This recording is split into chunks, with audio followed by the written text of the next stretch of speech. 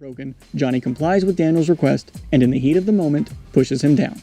Daniel now has the radio and Allie is still in no danger. Nevertheless, he attacks Johnny, who merely steps aside, allowing Daniel to knock himself to the ground twice. I didn't do anything! But when Daniel refuses to let it go, Johnny must use force to end this violent outburst for the safety of everyone present. So what is Daniel's response to Johnny's non-aggression? Pow! A sucker punch right to the mouth. Go, go, go, go, go!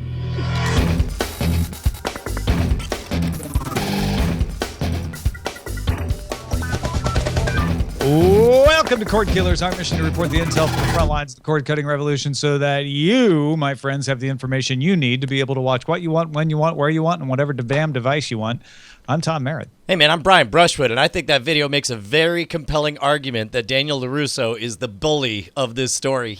It's 5 minutes breaking down the Karate Kid, showing how at every turn, Johnny was trying to, was somebody who was clearly trying to be on the right path, but Daniel LaRusso is the one who causes pranks and flies off the handle, punching when it's not appropriate, and ultimately winning the tournament with an illegal kick to the face. It's amazing. I mean, the kid won't stop waxing on and on about how much better he is. Like, you know, paint the fence for once. I think my favorite line was, oh, shoot. I'm going to have to actually look at my own Twitter feed to get here. Why don't you introduce our guest while I'm... Yeah, joining us today, Mr. Andy Beach, a man of mystery and video codecs. How do you describe what you do?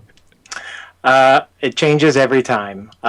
It used to just be video stuff, then it was video tech stuff, and now it's like video development tech stuff. So my daytime job, I work at Microsoft, and I used to work specifically on Xbox, and now I work on sort of all the different consumer media apps that are out there, and I do different things in my spare time. Well, I'll tell you who's easier to describe in one sentence, and that's Mr. Miyagi, who is called a local busybody, karate master, and child batterer, which is factually accurate in that movie.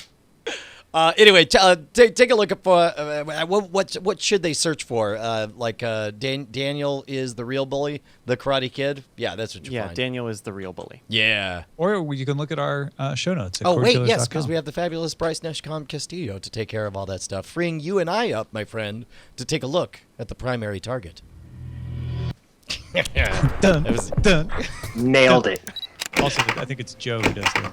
No, I think it's good. I think it built up a lot of anticipation for when we would jump into the primary target. All right, so we have two fathers on the show today, neither which are me. So I'm going to give you the data. I'm going to let them talk about what they think this data means, because Nielsen has a report on children's viewing habits studied over a 2-year period, 2011 through 2013.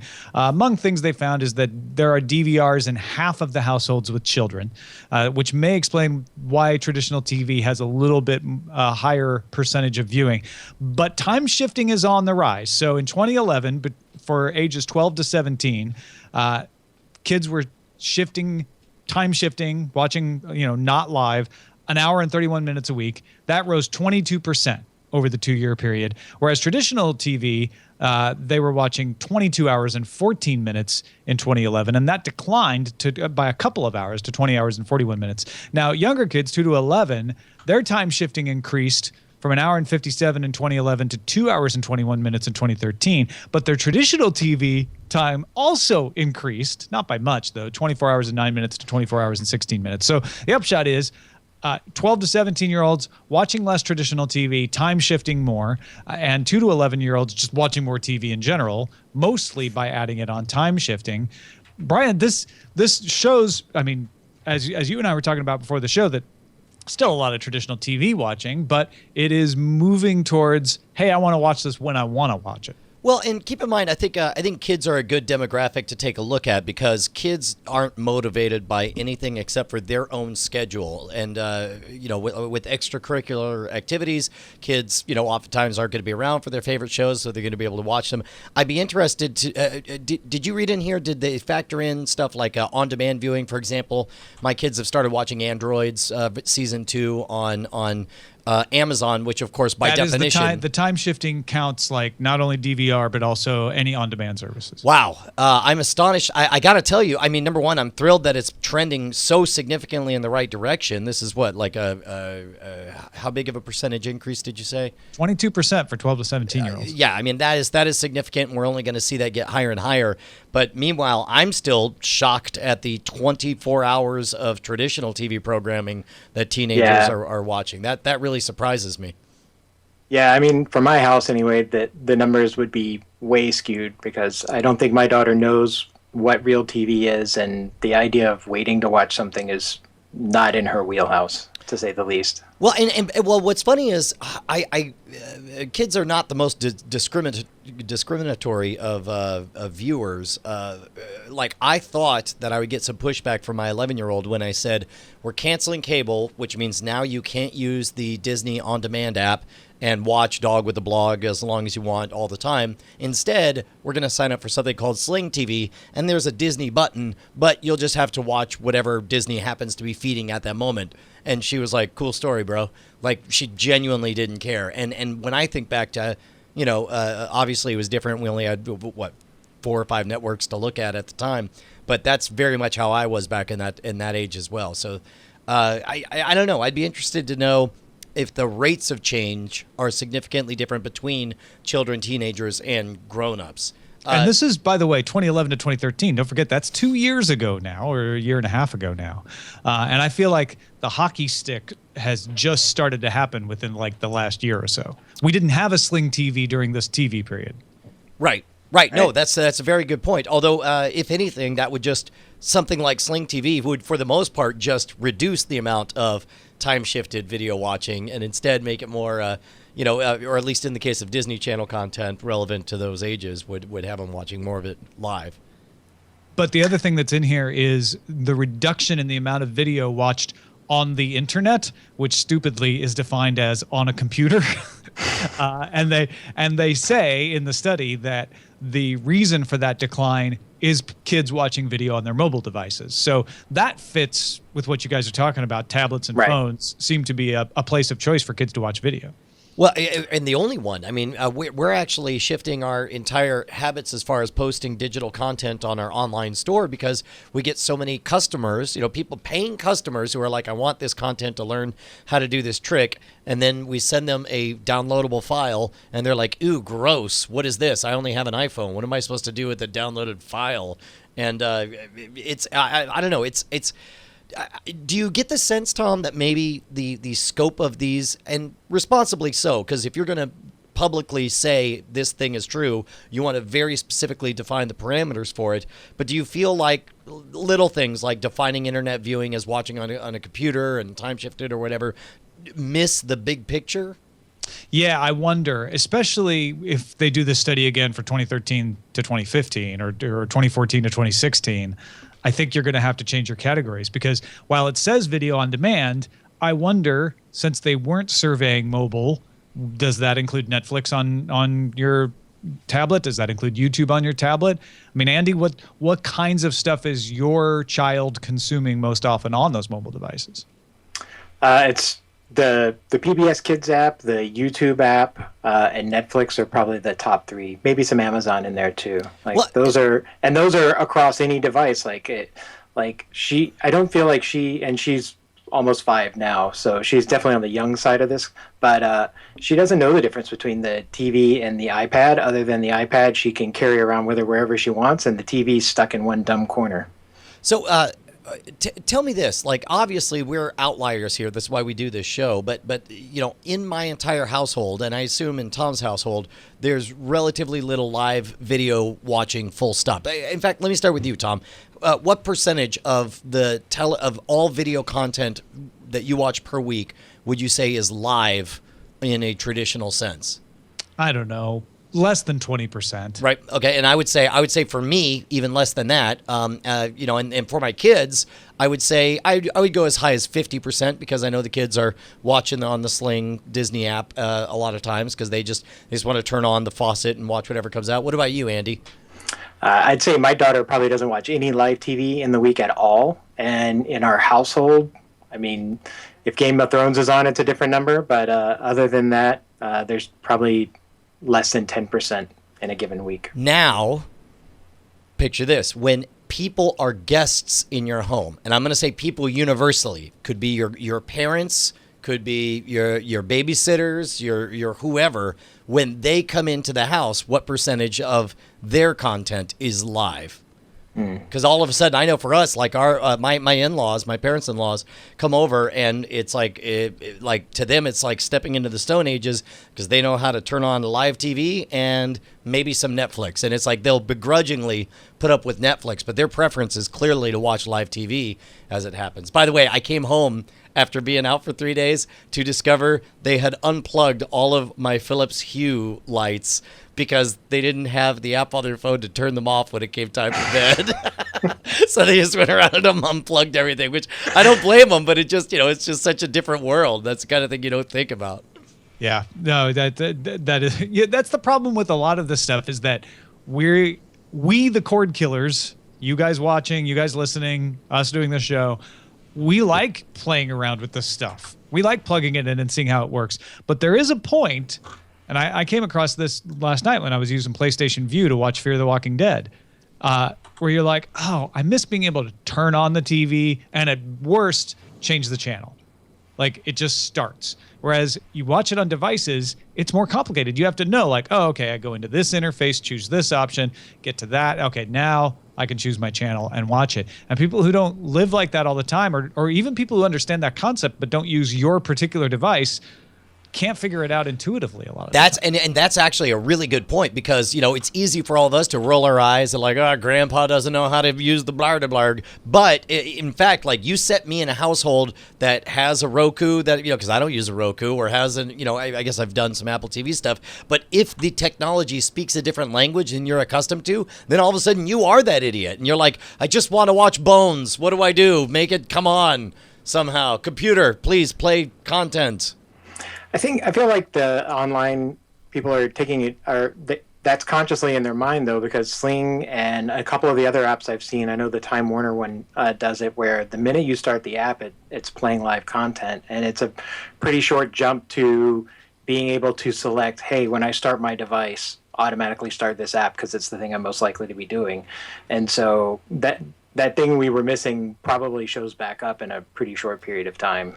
Yeah, it's that transition period that we have to go through first to get there and figure out which are the winners, which are the boxes that are going to be used, and which are the services that are going to be used, and settle into all of that. That's going to take a few years. Well, and we're getting closer to it, and I think that you're seeing the outlier there with Netflix. Netflix. Eventually, my parents made a profile for themselves on my Netflix box for when they come over, and with Netflix, you come up, you're like, hi, I'm Al Brushwood, I'm Brian's dad. And then Netflix pretty much knows, like, oh, yeah, you were halfway through watching this. And you know what? I'll bet you really dig the next episode of this series. If not, there's a new premiere that based on me watching you're going to like this. We're going to get closer and closer to that, to where it'll be cross services, and that pretty much, you'll know your environment and you'll be able to swim in any waters you're thrown into. And I'll be honest, oh, go ahead, Andy. I was just going to say, there's nothing more disappointing in my life than coming home and finding out my wife's been logging into my account and watching something, because now it's suggesting Army wives to me all the time. Oh my gosh, Eileen was so excited when profiles came along and my watching wasn't polluting her profile anymore. There is one way that you, the person out there, can help fix this problem, and that's to support Cordkillers at patreon.com/Cordkillers. We are dedicated to spreading the word to people, helping people understand all of this stuff, but we can't do it without your support. Absolutely, man. Keep in mind, this show matters, and people, based on the emails that we get, it's obvious that movers and shakers in the actual industry, I'm talking the likes of Andy Beach out there, are watching the program and are able to help shape the future, and it's all because you guys receive some value from the show and want to kick a little value back. Just a few cents actually makes a huge difference. Just go ahead and pledge us $25, $5, $100,000, whatever you got just in your spare cushions. Whatever seems small to you. If $100,000 seems small to you, that's great. It's fine. Talking to you, Andy Beach. Hey, I'm one of your bosses. Careful now. And huge thanks to the folks who already support us. All 2,000 plus of you. You guys are the best. Let's move on to some signals intelligence that you paid for. Those of you who support us. The rest of you are freeloaders. We don't mind. We don't mind. That's all right. No, it's all good. No judgment. So NBC Universal, which is a Comcast property, so essentially Comcast, is investing $200 million in BuzzFeed. Yes, that's right, the listicle site, but you may or may not realize that they also do in-depth journalism and videos, and some in-depth videos as well. Last week, Comcast put $200 million into Vox Media, the makers of SB Nation, The Verge, and Polygon. So they're investing in these content websites.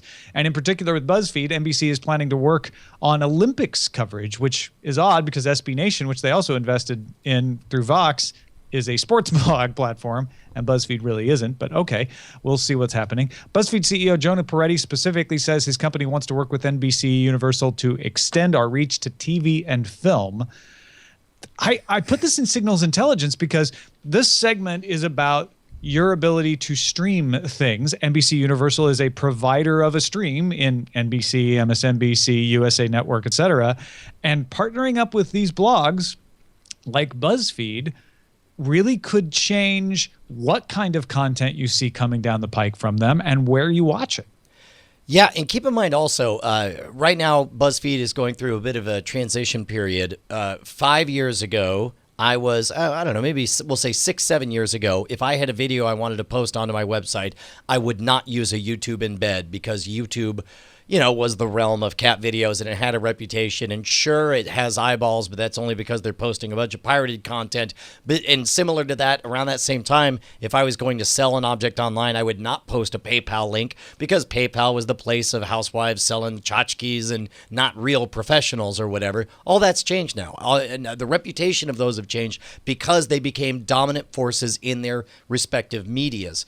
Or mediums. And likewise, BuzzFeed, yes, they rose to fame with their listicles and for, you know, the clickbait headlines. But the fact is, they are one of the biggest powerhouses in we'll say news. They are a news powerhouse. If something is happening and there's an opinion to be, if you want to know the 10 most outrageous things said in the Republican debate last night, there's one place you're going to go, and it's to BuzzFeed, which means they have the power, and along with the power comes the opportunity to transition to legitimacy. And I think this partnership, I think it's a win for NBC Universal, and I think it's a win for BuzzFeed, and I think it's a win for consumers. I think this is forward thinking and a smart thing for them to do. What about you, Andy? Yeah, I'm just waiting to see where the top 10s make it in the fall lineup. I feel like there'll be a BuzzFeed show at some point, and that'll be the version of news. And I guess I'm glad they got the money, but I don't know. Well, it seems like a weird relationship to me. Again, I don't think that we're going to see the dumbing down of the presentation in order to accommodate the format that brought BuzzFeed to power. We may see that at first. I think we're going to see the reverse. I think now that they have the power, we're going to see a flight to quality, and we've already seen that with Vice. Vice has, in the last 3 years, gone from a fringe, you know, I don't know, in my mind, some, you know, dope smoking nonsense story having thing to what I believe is maybe the most legitimate news source that I read nowadays. In that they do original reporting live on the ground during wartime. I mean, it's unreal. You think we're going to get a lot of Vox Media drop in on different content properties? Oh, yeah. You're going to see Recode on CNBC because Vox owns Recode. You're going to see The Verge on CNBC and MSNBC for sure. I wouldn't doubt that at all. And I think you're going to see BuzzFeed on NBC and MSNBC as well, and probably CNBC as well. But it's interesting to me that they want to do Olympics coverage because they're saying, we want to take those chops, BuzzFeed, that you've been developing and put them towards expanding coverage is what that seems like to me, because obviously BuzzFeed isn't a sports outlet per se, but they do like good long think pieces. And I know that's not what people think about when they think about BuzzFeed. They think about the Upworthy stuff. But as Brian is pointing out, they do a lot of other things as well. And with Peretti saying, we want to do film and TV, I think you're going to see some really interesting show ideas come out of this. And I think it's really kind of a lineage of CBS bought CNET Interactive because they wanted to get into digital. And then ABC started buying places like Maker Studios, a big YouTube multi-channel network, because they wanted to get into digital video. And NBC, this is their move And they've done other moves in the past too, but this is their latest move to say, there's a lot of audience over there. We want to be a part of this. And obviously they're not buying them outright, but they are placing a bet, and I think they're going to see how that bet goes. And I wouldn't be surprised if it goes well that they go ahead and purchase one of these, or at least attempt to. Yeah, no, I think you're 100% right. I think that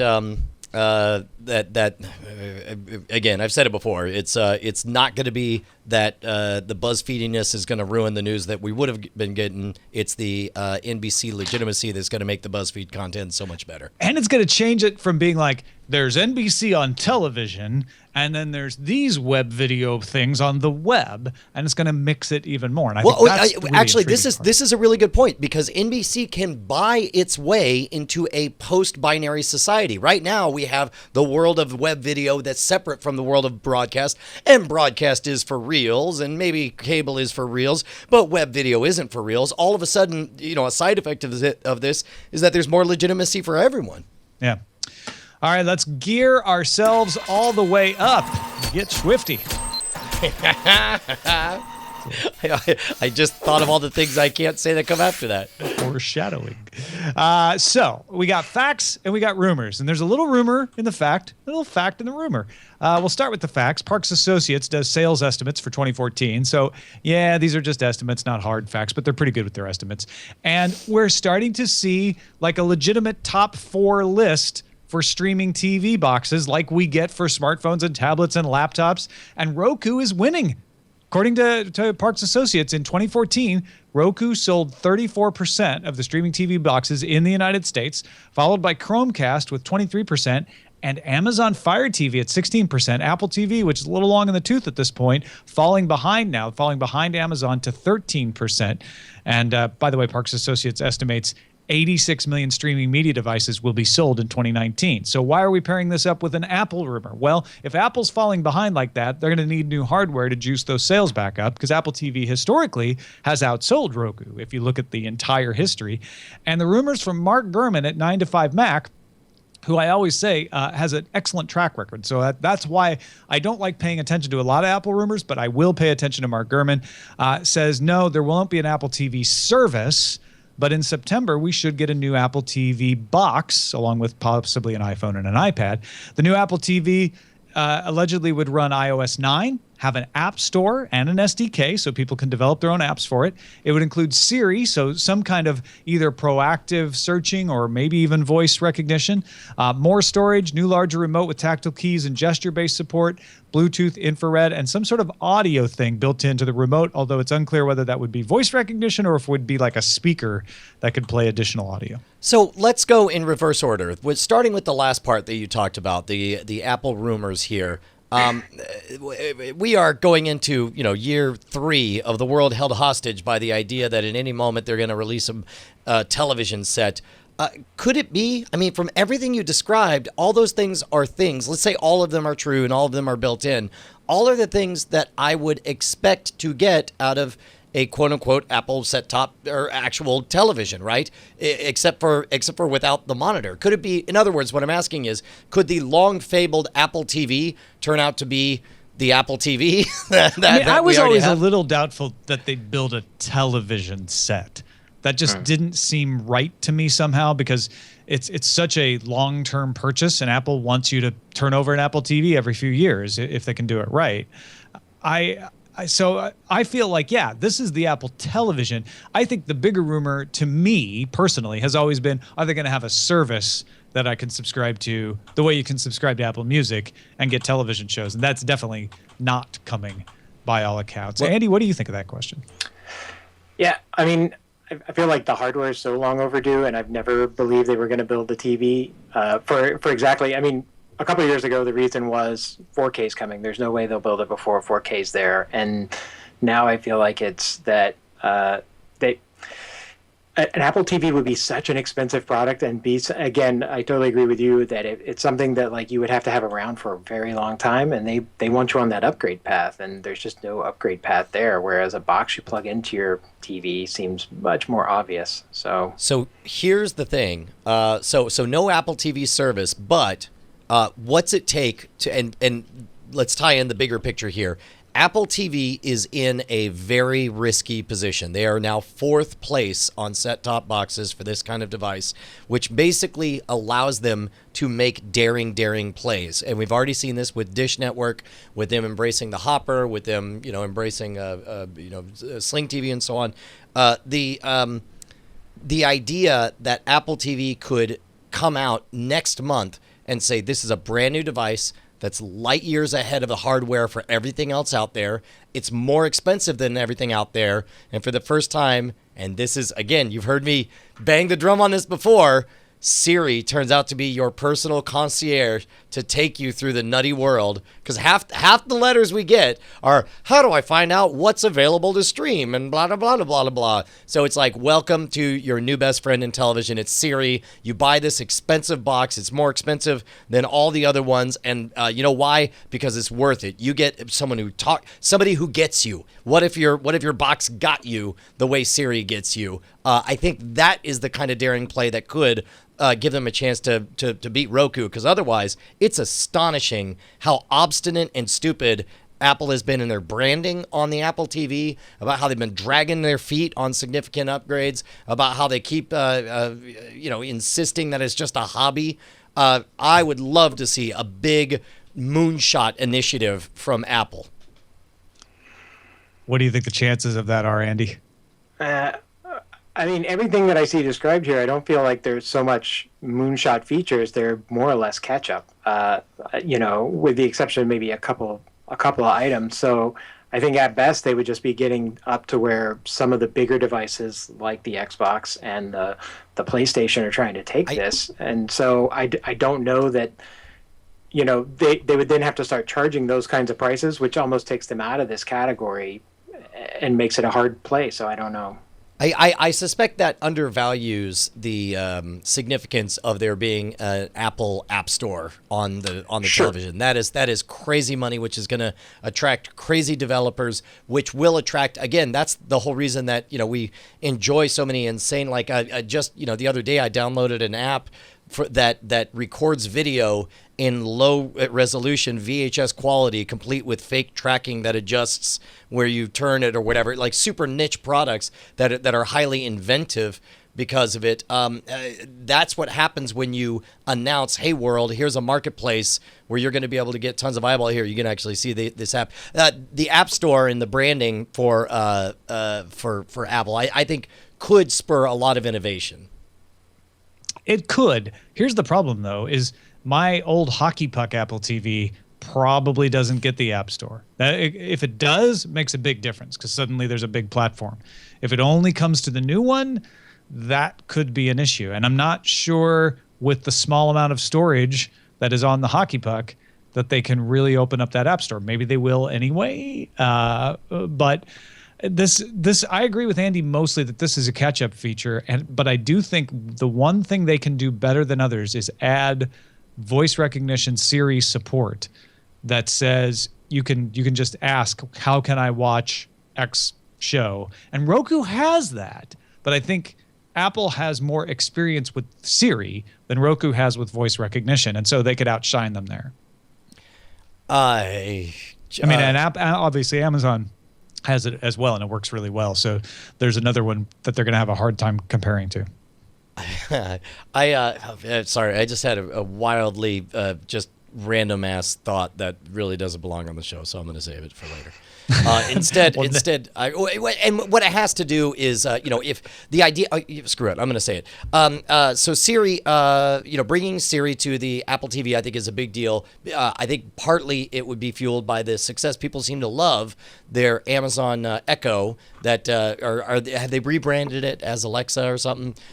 That's constantly listening to no, everything. It's the Amazon Echo, right? And then the voice recognition assistant, which can be in the Echo, but can now also be in other products, is named Alexa. So, does this mean that as a society, or at least as an American technology purchasing society, we've all decided that we're okay with devices that listen at all times and engage when they're called out to? Like in other words, the exact thing that everyone howled about with the Xbox One and Kinect 2 years ago, we're suddenly cool with? Here's the way that works as far as I can tell. Somebody comes out with that product. people rip apart their terms of service to find out exactly what they're listening to. It's not just Microsoft. It was also Samsung and Amazon with the Echo, and really lock down like, okay, so you're only doing this and you're only storing it where, and then people become comfortable with it. So, okay, this is what, and maybe this doesn't belong on this show, but it makes me wonder, which would you rather have? What you just described, something that does not engage in things that might be private, only listens for its own name, or would you rather have it be slightly more intelligent to where it pays so much attention that it can tell when you're doing something that you'd rather keep private and block, like doesn't take calls, keeps the doors locked, and respects your privacy? By the way, Amazon Echo has a mute button on top of it. Brilliant. That's what you really want, is the ability to go, you can stop listening right now. Thank you. Yeah, I don't know if anyone trusts that, but at any rate, it's not a matter of trust. You can verify electronically that turns off the mic or not. Like you could, that's something you can verify. All right. Hey, you know what else you could? I can't, but I mean, people could. I'm curious what Andy thinks about that question, though.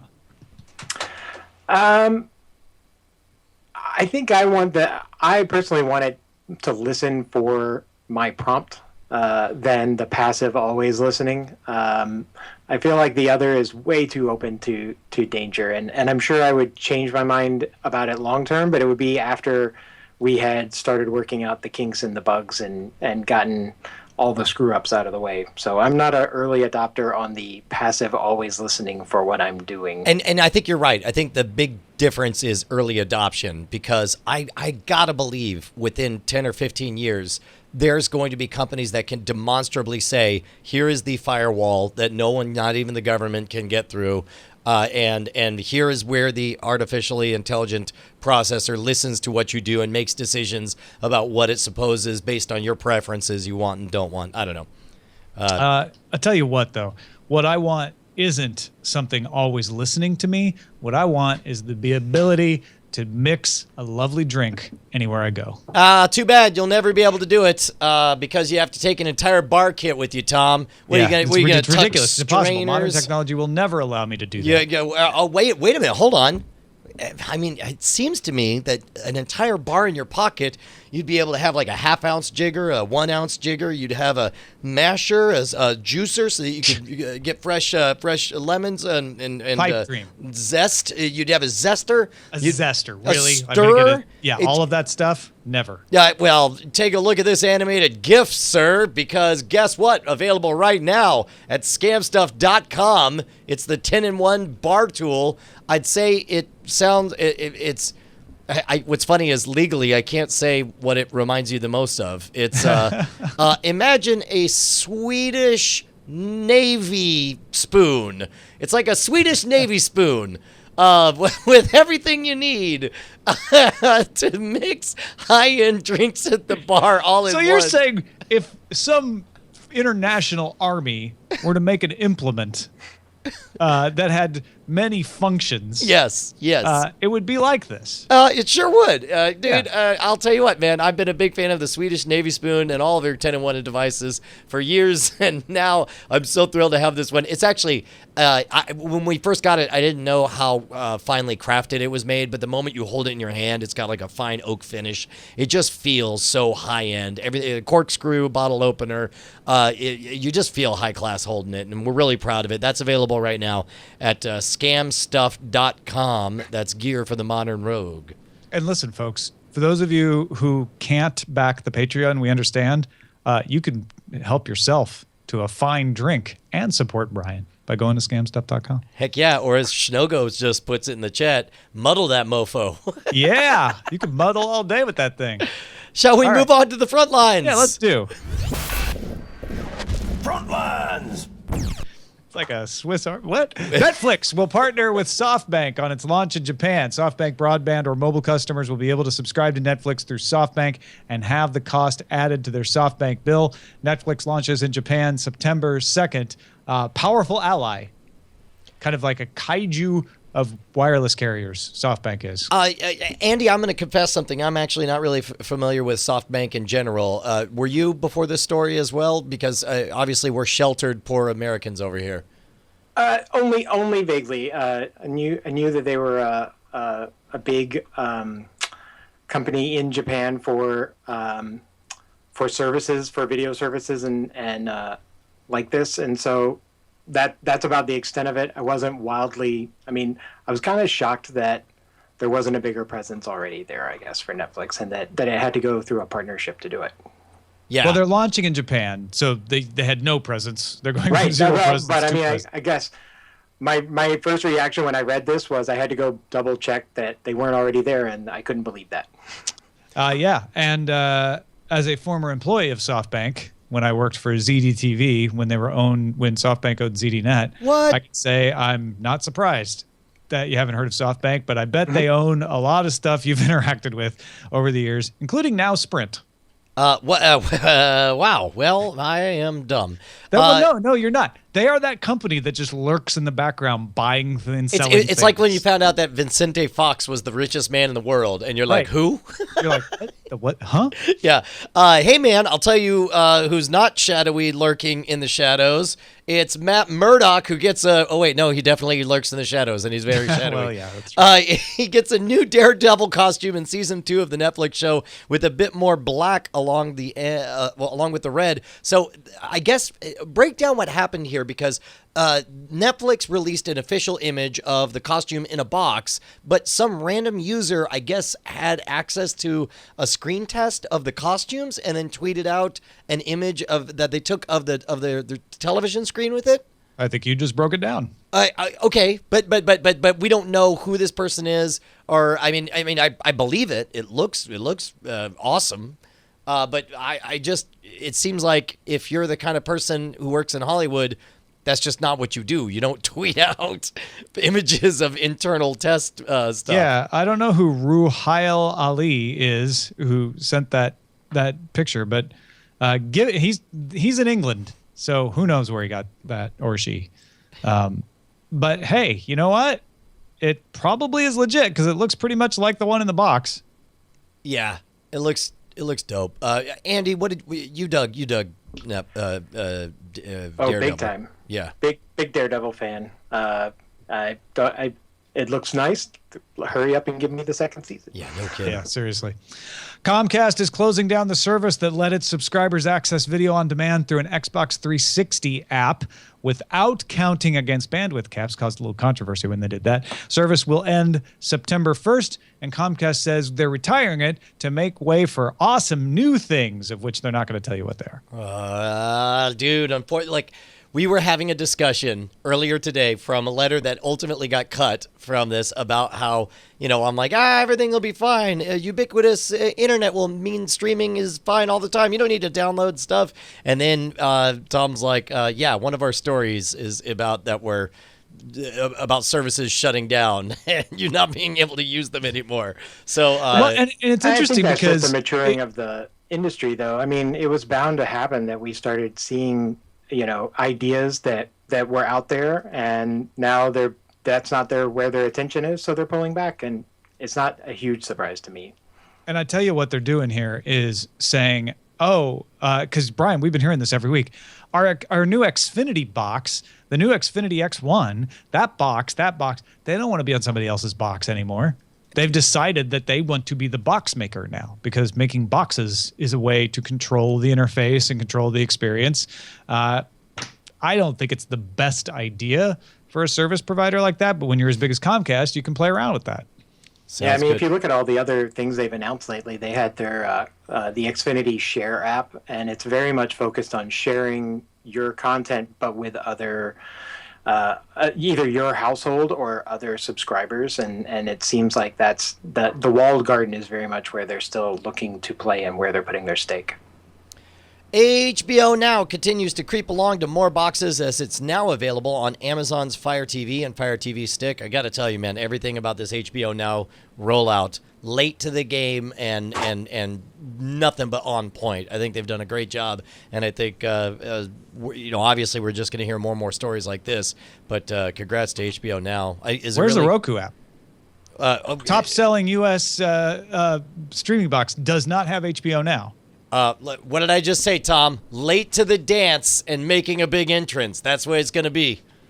I mean, like HBO Now itself was late to the dance. Right. I don't think they need to hurry. They I hears on the grapevine that there's a Roku 4 in the works, and then people say, "Oh, well, that's what they're waiting for the Roku 4 to come out so they could put HBO Now on with a big splash." To rephrase it in a as PCOA as I possibly can, one bull says, "Let's run down and have sex with all those cows," and then the other one says, "No, let's walk down and have sex with all of them." That's what they're doing. They're taking their time. I want it on my Roku now. Thanks. Okay. New Zealand ISP Wireless Nation is providing customers in New Zealand and Australia with a device that can download Netflix shows overnight during a time when there's free off-peak data, and then make those shows available to watch offline the next day so they don't count against your data at all. Service is called NightShift. And Andy, you pointed out this story to us, right? Yep. I actually got into a little bit of a Twitter conversation with one of the companies involved in making the box when it got posted on streamingmedia.com over the, I guess, last Thursday or Friday. And I believe they said it was a 64 gig device. And you nailed it. I mean, the idea is pull down content in off-peak hours, but also in trying to fix that last mile connection. If you've got really bad connection, streaming's not going to work for you. This helps alleviate that. Well, isn't this echoes of what 20 years ago was called an abuse of bandwidth, where there was, when we were all on dial-up and we wanted to be able to surf the web, there would be scrapers that the moment you went to a web page, it would look at all the links and immediately start preloading all of the web pages that you might possibly click on to go, and those fell out of favor. And again, I don't mean to. I know we're going to get somebody from New Zealand very upset, saying like, "No, it really sucks that we don't have as much bandwidth as we'd like." It just seems like they're solving a problem that is just going to become increasingly less of a problem in faster and faster over the next 10 years. Is that unreasonable? I mean, it's rude to say to people who are in that bandwidth deficient space, but. Is that insensitive for me to think, Andy? I think where we are, it's not a problem, and there, I think it's so much more of a legitimate problem that there's a market for this, and I was surprised that Netflix didn't go out there to try to shut it down, but apparently, according to the articles I read, they were aware of it and not they didn't comment on it, but they weren't actively looking to shut it down either. So apparently we've all gotten okay with the idea that this can exist, whereas I feel like if you had tried to bring this out sort of 8 or 9 years ago in the States, all hell would have broken loose. Well, I think because of Brian's reaction is why Netflix is probably okay. They're like, this is a temporary thing that's going to go away. If everybody starts doing it in the future, we might get a little worried about it. But for the people who are going to be stuck for years with these slower connections, we'll look the other way. Yeah, I think you're right. I think they're certainly at the point now where it's like they can afford to, knowing the swimming in soup that we're all going to be doing in bandwidth in 10 to 15 years, they can afford to not really worry about it. Zero Views for iOS is an app that shows you only YouTube videos that have no views, meaning you could be the first person to ever watch an endless parade of videos. You can find out more at zeroviews.net. Why is it that I strongly suspect that all you're going to get are those videos where somebody reads a word and pronounces it for you and then spells it? And then, can we try it live on the air? I don't know if we'll get pulled down. You have to have the app installed on iOS. So if you got the app installed, it's easy, but you can't, there's no web interface for it. The Next Web's Amanda Connolly, though, shared the videos that she got, and none of them were that. There was a Rubik's Cube competition, a woman lecturing about syntaxes, some guy doing something, sitting on a chair. I'll tell you what this is gold for, is if you fancy yourself as a tastemaker, somebody who and as is much of our shared Diamond Club audience, they love being first to discover some weird stuff. I mean, this is basically chat roulette for undiscovered online video gold. It hits that random reinforcement, gambling one-armed bandit gland in your brain, and this is where you're going to find the next Star Wars kid. Andy Beach, longtime experienced internet video professional. How is it that we have this many videos where not even the person who uploaded them watched them? It's a sad state of affairs, and I hope my daughter never finds out this app exists. Well, keep in mind also there's a number of apps that the moment you record something as a favor, it also uploads it and backs it up. So keep in mind this is also where you could, if you're, let's say a political pundit or something, this is where you could find something like the next Anthony Weiner situation. Somebody doesn't even know it's uploaded. There are more fingers to be bit by more Charlies yet to come. Let's see what's under surveillance. All about location. Under surveillance. I'll be honest, Brian Brushwood, we have a subset situation because what you've watched is a subset of what I've watched, and there's only one other thing that I've watched that you haven't. Yeah. Well, I guess most of Welcome to Tom Describing Venn Diagrams, our new most popular podcast. I'll tell you what. Most of what we'll discuss is going to be in spoiler in time.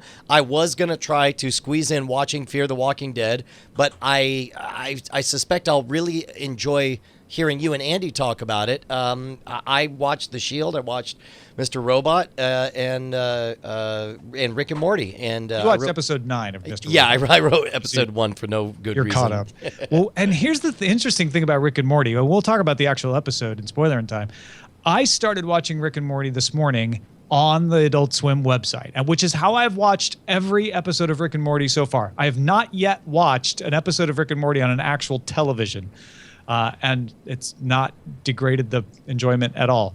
So I'm watching it on my laptop. I get 20 minutes in. It goes to a commercial break. The commercial finishes and it stops and it just won't play. So I reload the page and it says, this video no longer available. So it let me watch for 20 minutes before somebody pushed a button somewhere and said, oh, yeah, that's not supposed to be available for viewing now. Actually... So what I did to finish watching the episode was go to my iPad, pull up my PlayStation View app, and then find the cloud DVR'd version of Rick and Morty. And I just set up the pass last night with the idea of like, oh, maybe I'll watch it on PlayStation View now. And I was able to finish it that way. Actually, I think I know maybe what happened because I watched it on the live stream last night. And then I went to go watch the video on demand. What happened is when it went up last night, I think around that point, people were getting an issue with the video where it would just cut to the next episode, and so that there was either an issue with the video or with the way that page was set up, so it was probably taken down. Well, and one of the things I've dug is, it takes a little while before they post the on-demand episode. So my regular ritual is Monday morning. I go to Google because I'm an old man. I don't actually bookmark anything. I go to Google. I type in Rick and Morty, and the first thing that pops up is the play video thing on there, and it goes straight there and it plays instantly. Except today it was just like, it pulled up the exact same page that I always pulls up, but instead it was just like psych, you'll get it sometime. And not having, and fortunately having almost 2,000 bosses, I was able to afford the $2.99 to just go buy it immediately on Amazon. You're welcome. Yeah, thank you. Thanks, that's what your money went to this week. Well, so we've watched Mr. Robot, The Shield, Rick and Morty, Fear the Walking Dead, or at least I have, and we teased that Andy has watched Fear the Walking Dead. What else have you been watching, Andy? So over the weekend, my wife and I watched the whole first season of Catastrophe, which is available on Amazon Prime. It's a British show. I believe it was Channel 4 by Rob Delaney and Sharon... I can't remember her last name. Sharon Hogan, I think is her name. She's a comedian from the UK, pretty well known over there, and he's a comedian from the US that lives over there now. And this was their show about two people who become pregnant and then fall in love, maybe ? Interesting. Right. And Sharon Horgan, you're darn Horgan. close. Sorry, yeah. And yeah, they it's the we had a baby, should we get together? And it's hilarious. Comedy. I mean, it was really good. We really? enjoyed Okay. it, and sorry. Look, that's all fine and good, Andy, but I'm seeing one thing that you listed that you watched, and it's all I want to hear you talk about, my friend. Did you take the Great The Wire the challenge? Well, to be clear, I have seen it many times. This was probably my fourth rewatching, and I joined the gym earlier this summer and was looking for something to do. Audiobooks weren't quite keeping me engaged long enough in the gym to do any decent things, so I decided I'll just start watching The Wire. And all of a sudden, I was on season 3 of The Wire, and all of a sudden, I was done with The Wire again, and I was like, well, now what am I going to watch? So what's it like taking a third or fourth lap down that? Because I mean, I'm thrilled for my one watch through of all of it, but I don't know that I have. Of course, I would have said that about The Shield, and yet here I am watching episodes side by side with you Tom will again. absolutely fall back into it, no question. It was like visiting old friends. It was like seeing people I'd forgotten that were in it, and just being surprised, and storylines and little things that I feel like I see in other shows that I know that that's where it came from. It was great fun to watch, and I would recommend anybody who has seen it and hasn't seen it in a while, just go back and just pick an episode at random and watch it, and you'll fall in. Dude, that's awesome.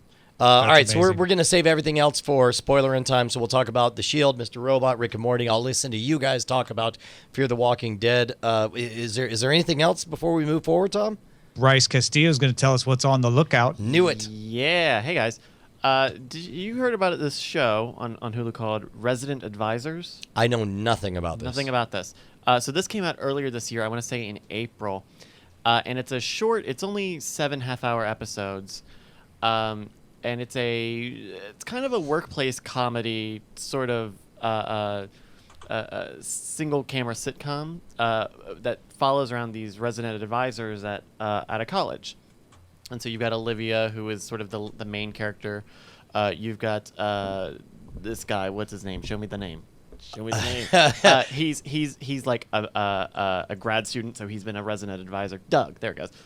For like 10 years or something. So it's got a little bit of a community vibe, a little bit of wet hot American summer vibe. Yeah, a little bit. It's a little too much. I think it's just a little off target, but it's a short, fun little sitcom, and I think it actually does something really interesting with the story, in that it throughout the 7 episodes it tries to set up one really intricate plot revolving around this fire at the dorm, and so every episode starts off with a different scene of this fire happening, and at the end it sort of ties all these different plot points back together into a plot point that I won't spoil, but it's admirable in that it is trying to do something like that without needing to rely on the things that another show that you couldn't binge watch, or you would have to watch week by week, couldn't do, right?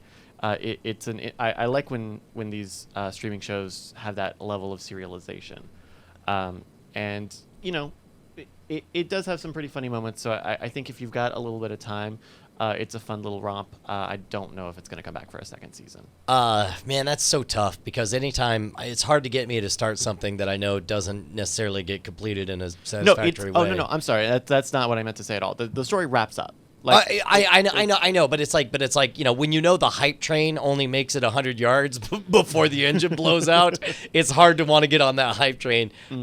Although I'm glad you mentioned this, because it reminded me that I have been watching. Bonnie and I are slowly, we're taking our time with Wet Hot American Summer, and it's very, very good.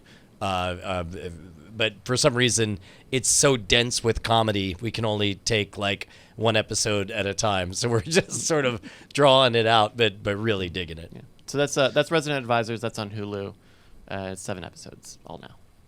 Now, if you guys have been paying attention to the front, you'll notice that we have some dispatches from it. Well, I mean, if you're paying attention to the front, then you wouldn't notice that they're there. You'd have to notice our mail system, which brings us dispatches from the front. If you've been paying attention to this lady in a rocking chair, you notice she's reading dispatches.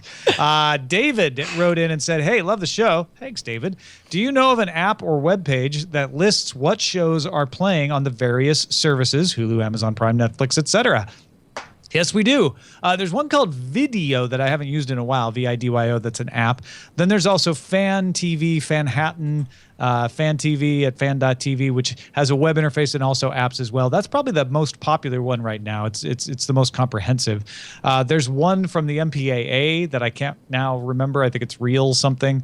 There's canistream.it, which is an old favorite that I always use because it's the one that pops into my head first, and it's pretty good. And I'd also read Ayaz Akhtar on cnet.com because every month he posts a list of everything that's coming and going on the major streaming services. Yeah, there's a clever name for it, and I've already forgotten. It's a play on Netflix. What's the program called? What are you trying to remember? Ayaz's show, the one that tells us what's coming out soon. Oh, well, I'm just thinking of the columns, but you're okay. right. He has a Net show Picks, he talks Net about Picks, it too. that's what it is. Net Yes. Picks, there it is. There we go. Yeah, Net Picks.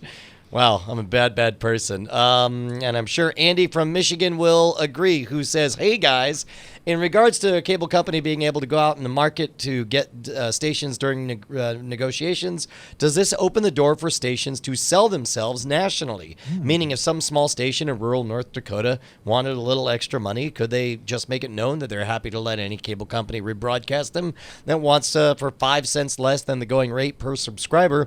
And does this rule apply only during local broadcast blackouts, or can it be done anytime? Seems like there might be a small potential of stations undercutting each other through the local news, and weather and commercials would still be more useful if it was a local station. Andy from Michigan. First of all, I think you undersell it when you say there may be a small potential of stations undercutting each other. That's all that you would have, I would think. Well, okay. I am not a lawyer, and I'm not an FCC commissioner. Let's just be clear about that. I think if I read these regulation proposals correctly, they're saying if there is a dispute, then the cable company can go do stuff. So I don't think this opens the gates for everybody. And on top of that, the affiliate agreements are with a national network, and that national network has a vested interest in keeping its affiliates happy. And I bet that national network's going to bring some pressure to bear to say, you know what? No, you're not going to do that because we are the national network, not you. Well, and what's weird is the exceptions to the. I don't want to say exceptions to the rule. Like, I would love to know how it was that WGN and WTBS became they were those local guys who suddenly through Turner or whatever machinations. Well, they weren't network affiliates, right? And they were able to get agreements from the program providers to say we're going to distribute on cable outside of our market. Is that okay? And they're like, yeah, as long as you pay us more for that. And as simple as that. They just made a separate station out of their broadcast station. Exactly. And in fact, in the early days, it was almost exactly the same thing, unless there was sports or something that they had to get extra rights for. Later on, WTBS became an entirely separate broadcast from Channel 17. Correct, but I guess I don't know. Like, so they didn't do what this is saying, which is like become a broadcaster that is available to everybody. They piped satellite signal to cables just like a regular cable network. They just used the same program feed that they were using to broadcast over the air in Atlanta and Chicago. Right, but was all of that just an artifact of the fact that they didn't happen to be an NBC, CBS, or ABC affiliate? It made it easier. Yeah, because they didn't have to go to a national network and get approval, and those national networks would probably never have given them approval. I mean, I guess that's, as I read his question, I was like, well, we kind of saw that happen with those examples, but that's why I would say I would love to know what they had to do in order to ride that wave all the way to completion. And obviously, TBS I think has done better than WGN in the long term, but and mostly because TBS cut that tie to Atlanta early, and WGN never has. They've remained a Chicago station for the most part. I think they've toned it down quite a bit recently, and I haven't watched them that much, so maybe they've toned it down all the way. Right. But they stuck with that Chicago identity for a lot longer. Interesting. Robert wrote in and said, I wanted to say I thought Allison made an interesting point in her video. We haven't really had to think about how much we're willing to pay for our entertainment when it's come through the cable fire hose. And to get what we want, we need to have to pay for that plus what we don't want. If we have to see how much each thing costs, perhaps we will think harder about each service or program. I mean, this is what Allison said. He says, I think that might also step up the game for the content creators to consider costs. Are they giving us the value for the price? If not, does that hurt them? If so, do they benefit financially and otherwise? Perhaps one feature of cord cutting is creating a smarter audience and smarter creators. I think it's an idea to keep in mind. Andy, in a perfect world, let's say the binary genie shows up and he says, I can clap my hands and I can make all programming be available for a set price per program. We'll say it's the $1.99 for standard definition, $2.99 for high definition, or I could clap my hands and keep everything in the all-you-can-eat forced Chinese super buffet that we've had before. Which would you choose right now? Is there a something in the middle option? No. That's why they don't call him the trinary genie. His name is the binary genie. See, the problem I have with it is that there's definitely things I know I will pay for. And then there are times when I just want to find something and I'm pleasantly surprised when I come across something and want to watch it and then add it to my list and want to keep watching it. And then it becomes something I'm willing to buy. So I kind of need a foot in both camps there. I need an access to a fire hose so that I get undiscovered things. But then it's just going to keep backing up on the roster of things I'm willing to pay for. That was a very elegant way to not answer the question. I'll tell you my biggest problem is once you've paid $7 for a beer at an airport and you did not regret the decision, you're like, that was a good, I know it was a pricey beer, or let's say it's not instead of the airport, it's the at the ball game or whatever. You're like, I got 20 minutes of enjoyment out of that beer and watching this baseball game. Then it sort of screws everything up. It's like, so now all of a sudden you don't want to pay $1.99 to watch Rick and Morty? I was like, well, I guess it's worth it then. Click, click, click, click, click. And yet, we all complain about gas when gasoline is actually one of the cheapest things in the United States of America. Yeah, certainly cheaper than milk. Yeah. It's cheaper than that $7 beer, too. Yeah, fair enough. Okay, one more. We got, hey, Tom and Brian, I just received this email from Amazon. I'm very disappointed. I know that Google TV never got a lot of traction, but I've been a fan because of the pass-through capabilities.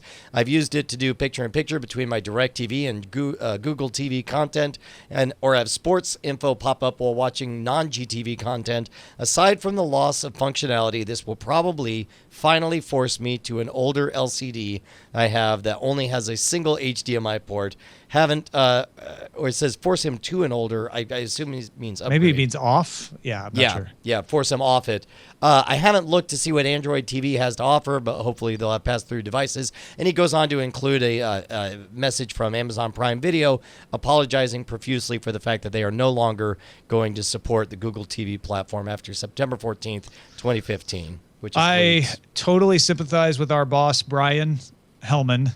I also think probably he may be alone in this problem. Not that many people bought the Google TV. I'm just saying. And here's your solution, Brian. The Google TV box was more expensive than like a $59 Roku or a $35 Chromecast, and you can buy an HDMI splitter for $20. Go to monoprice.com. You can spend less than that Google TV box cost you, or an equivalent cost you, and you can have multiple HDMI ports on your single port LCD TV, and you can have a Roku and an Apple TV and a Chromecast and a Fire TV stick, whatever you want. I would just do that. Buy an HDMI splitter, little HDMI switcher box. And I've got a couple that I recommend if you want to email us, and I'll send them to you. But yeah, just get a Belkin or something like that. Heck yeah. Andy, do you have a preference on this, or should we just find out where we could get more of you? No, I mean, I feel like all the new devices I feel like there's a lot coming through with pass-through, and I think Tom said it right. Get a splitter if you need it. Might be time to upgrade that LCD too. I don't know. Yeah, or maybe Brian's just looking for an excuse to upgrade his TV, in which case I didn't say anything. Right. Go for it. Buy the new TV. Where can we find more about you, Andy Beach? I'm on Twitter at Andy Beach, and I had mentioned to Jackie as I was loading this that I'm in the midst of starting my nighttime job. Has nothing to do with technology. I've decided to do a Kickstarter to make jam. Of course, I'm making jam, and I want to share it with the world. And if you want to learn about that and see when the Kickstarter launches, it's Jamly, JAMM.ly. That's awesome. What kind of jam? You know what? I go for really unique flavor combos. I like to mix in savory and sweet things. So this weekend I did I have a friend's wedding coming up, and I did big batches of Marion berry and lemon marmalade for them. I did strawberry, vanilla, and rose water. And I did spiced blueberry, which is fresh blueberries, clove, star anise, cinnamon, and this local vodka here in Portland called Mud Puddle Vodka that's a chocolate. It's like a cacao vodka. Nice. Dude, right on. Yeah, that sounds amazing. Well, we don't make vodka or jam, but we do make podcasts, and you can find them at cordkillers.com. While you're drinking vodka and eating Andy's jam, you can email us, cordkillers@gmail.com. We're live on diamondclub.tv, Mondays at 7 p.m. Eastern, 4 p.m. Pacific, and you can find us wherever we are. Talk to you next time. Hey guys, Tom and Brian here. We just wanted to say thank you to all of our $5 patrons who keep us loud, live, and independent. You guys make Cordkillers the production that it is. Your name appears in the video credits and appears in our hearts. And if you'd like to become one of them or see who they are, you can go to patreon.com/cordkillers. You'll need to do more than just go there, though. You'll have to sign up and, pledge an amount. But Unless you just want to see who they are. Well, I mean, you could gawk. That's a little creepy, isn't it? If you want to be a gawker, Let's go. it's up to you. Diamond Club hopes you have enjoyed this program.